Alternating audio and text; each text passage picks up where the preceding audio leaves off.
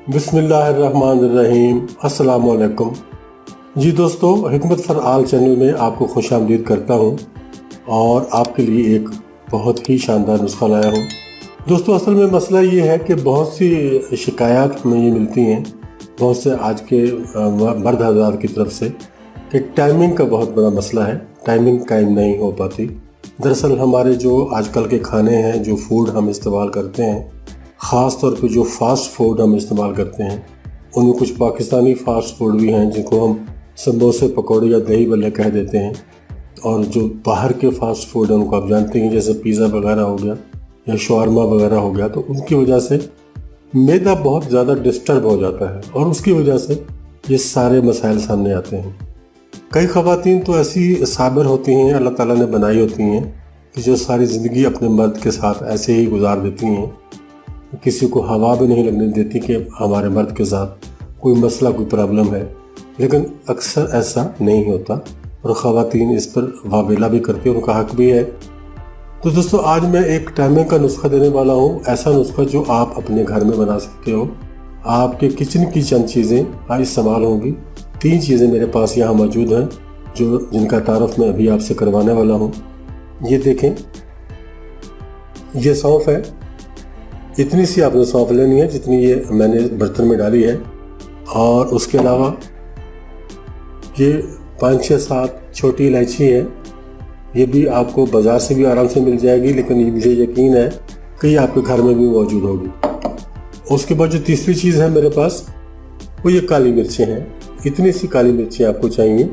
उसके बाद आप इस नुस्खे को इस्तेमाल करने के बाद फिर अगर आप चाहें तो आप इसको ज़्यादा मिकदार में भी बना सकते हैं, लेकिन ट्रायल बेस पे मैं आपको बता रहा हूँ कि इतनी सी चीज़ें ले लें।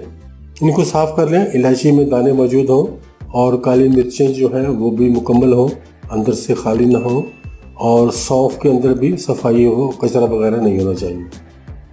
तो दोस्तों, आपने करना ये है कि इनको आपने अलग अलग पीसना है, अलग अलग पीसना है।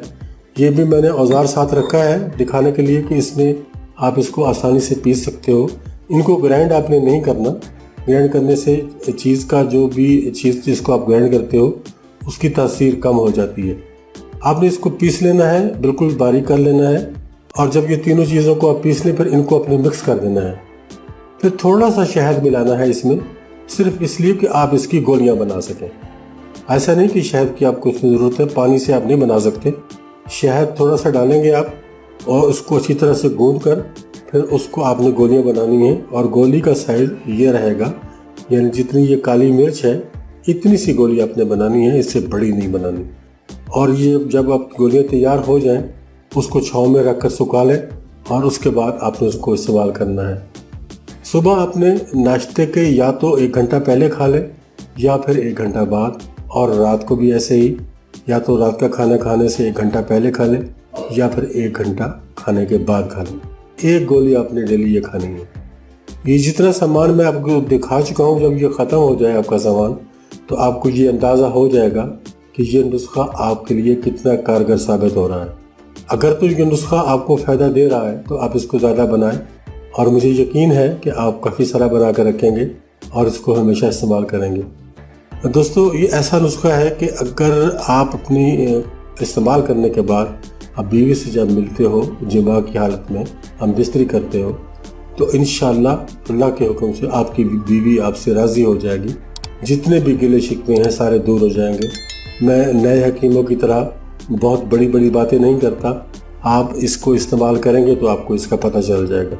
इजाज़त चाहता हूँ, बहुत जल्द मुलाकात होगी एक नई वीडियो में।